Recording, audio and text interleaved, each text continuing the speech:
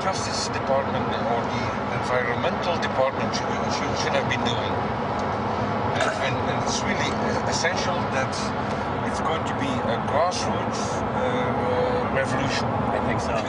God is on our side because we are not fighting against, but for. Yes, we're fighting for. I was in the council for about 25 years and also a period as the mayor. So from that moment on, 10 years ago, everything started to change. I started to get a picture of what is really going on. And it became crystal clear to me that we, humankind, have been manipulated and dominated and exploited for centuries. And this chemtrail phenomenon made me angry because I was so helpless. You can decide what food you're going to eat, what you're going to smoke, what water you're going to drink, what kind of life you're going to lead, but not with this phenomenon. Then you are just a victim. It's only a game. And there have to be good guys, and there have to be bad guys. And luckily, we are in the position to be able to play the role of the good guy who has the chance and the opportunity to overcome. 3 days that we shared with them, my heart just dropped because it was such a beautiful way to live and such a peaceful way to live. I left thinking, what's this going to be like in 10 years? Is everything going to be killed off on their property? And if it is, how are they going to get their food source? Are they going to have to take a class, and get certified by company XYZ? And what are the requirements for that? And that really is the end of freedom. I'm concerned about that. I definitely, I really am. Yeah. I learned to say everything is now as it has to be now. And everything is going to be okay. It's going to be all right. It's going to be okay. Yeah. Yes. I have this deep feeling that in the end we will prevail because we have the right on our side. The cosmos is helping us. And I have this strong feeling that we are being supported by entities and by forces we can't even imagine.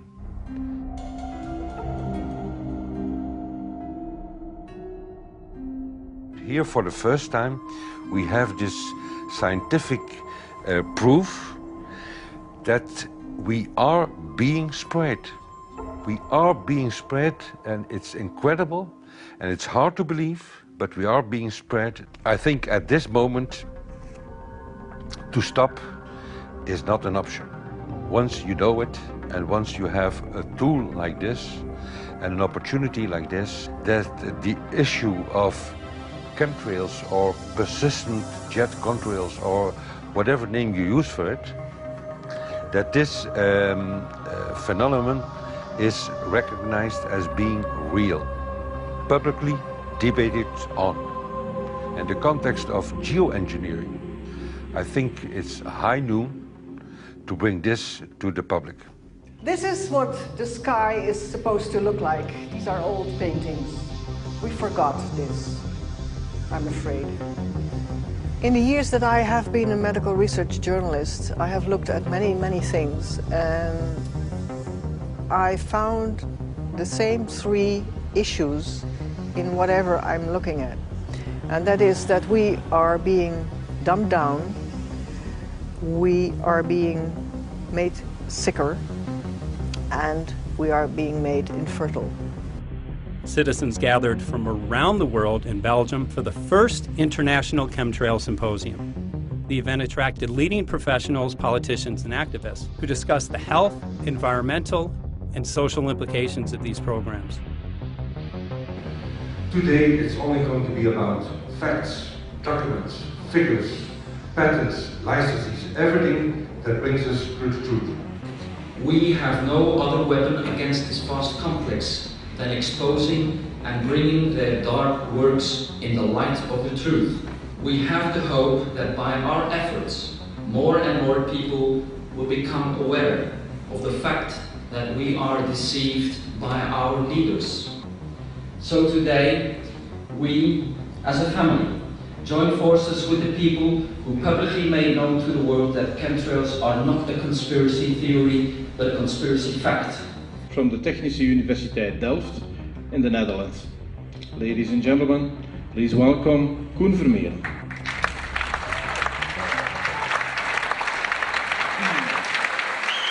Well, I'm Koen Vermeeren. I'm a university professor of Delft University of Technology. Usually people are with their heads to the ground in their own two-dimensional space and they don't look up. But if you do, you see more and more spaces like this. And it worried me too. I have no explanations to our students about these phenomena. And then I studied it myself and I found out that I couldn't give them the answers they wanted, because I think that the phenomenon is not natural. It's not natural what is happening, and the explanations that are given to us are not enough for me.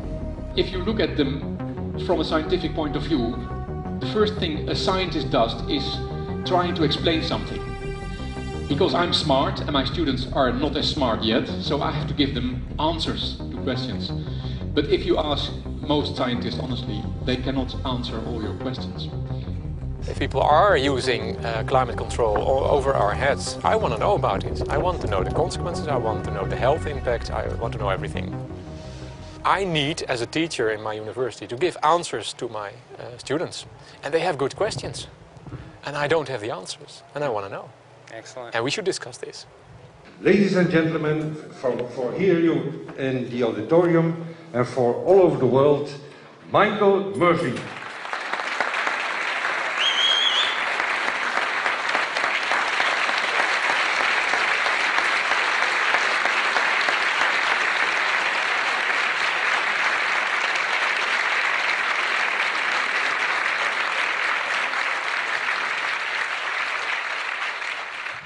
Well, thank you very much. It's definitely an honor to be here in Belgium.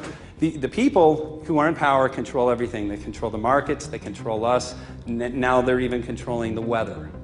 And they can use that for warfare applications. The one thing that they cannot control is what God had originally made, and that's natural organic seeds.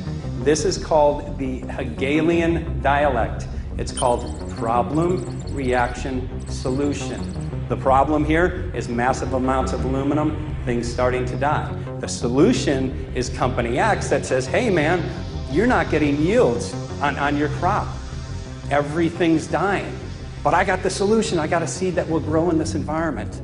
The only problem is, now you have to start buying from me. We're a little concerned that maybe part of this agenda could be to kill off anything that's natural and organic and re-engineer it with aluminum-resistant GMO seeds. Many may know we just got back from a week of filming in Hawaii, and it was an incredible trip. A big concern for the people there is they're beginning to see softening of the coconut trees. But their concern is that these programs may again be part of a broader agenda to destroy anything that's natural and organic, so that the corporate redesigned GMO foods might be the only source of food for people. I didn't anticipate so many people, young and old, who are interested in this phenomenon and are concerned about it. And I especially liked the address that the young girl gave today. Only 17 and already making an address to the audience. That is, well, incredible. My name is Sofia Xenidis. I am 17 years old. It is quite scary to know that the air we breathe is not what it's supposed to be. That the food we eat and the water we drink contain traces of those substances which are sprayed out over all of us, as though we were being poisoned like insects. The feeling that this is causing me are feelings of deep anger and rage. I don't want to be poisoned. I don't want to be infected with cancer. And I'm just so angry that this global poisoning can be going on such a massive scale, and not enough is being done to stop this crime. A clear answer to one question. Are we being sprayed? Have we been sprayed? And is it their intention to spray again and again? What are we going to do about it? How are we going to deal with it?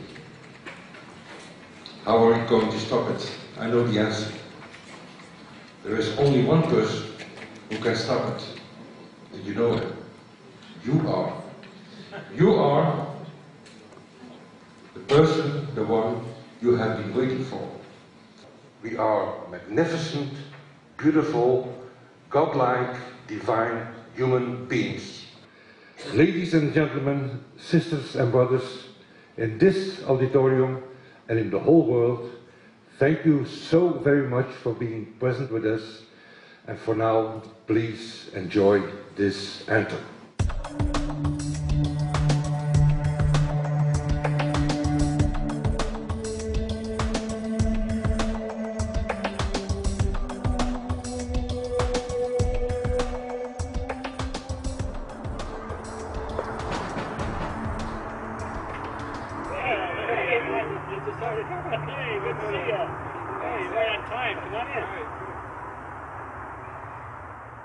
So, anyway, I'm glad that the weather's been good for you fellas so far. Just think if we were doing this in the wintertime, you might, if you're going to Washington, D.C., you might run into snow. Thank God we're not. That's right. You know, it's interesting because of the different weather modification programs. There's something like, I think, right around 32 in the continental U.S.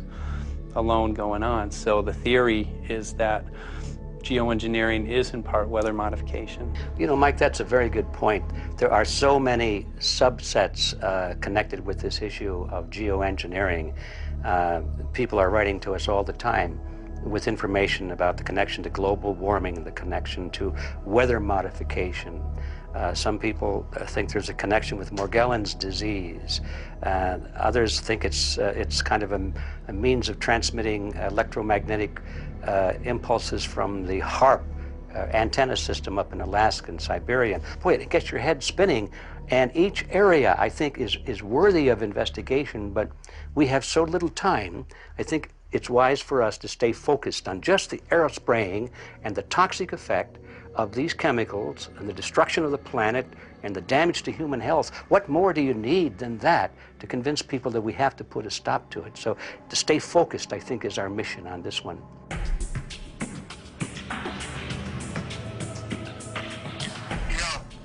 Jeremy, we had an idea. We know that you know the political system real well. Our idea was this. We have a ton of data and information that we've collected throughout our travels, and you know, we really think a good way to end the film would be addressing this to elected officials, some of the senators. So we were wondering this, if you might be able to come and kind of help us out and perhaps show us the way in how to get this done politically. But it sounds like a really good idea, and I'm also going to get to, in terms of researching who it is that we should really focus on talking to about this.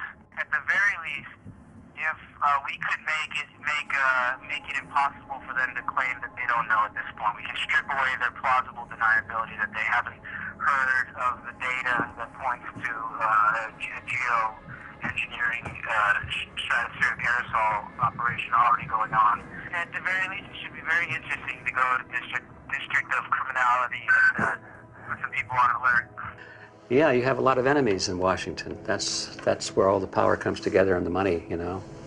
So there are people there, I'm sure, that just don't want us to do this job. But I'm glad you're going, and you'll find out.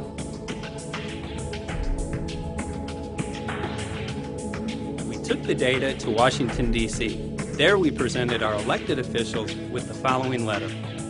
According to the 5th article of the Bill of Rights, amending the Constitution for the United States of America, no person shall be deprived of life, liberty, or property without due process of law.